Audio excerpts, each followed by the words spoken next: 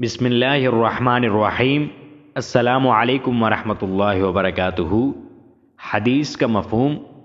حضرت انس رضی اللہ عنہ کہتے ہیں کہ رسول اللہ صلی اللہ علیہ وسلم نے فرمایا، لوگوں پر ایک زمانہ ایسا آئے گا کہ اس وقت لوگوں کے درمیان اپنے دین پر صبر کرنے والا، یعنی دنیا سے اپنا دامن بچا کر دینی احکام کی حفاظت اور پیروی کرنے والا اس شخص کی مانند ہوگا جس نے اپنی مٹھی میں انگارہ لے لیا ہو۔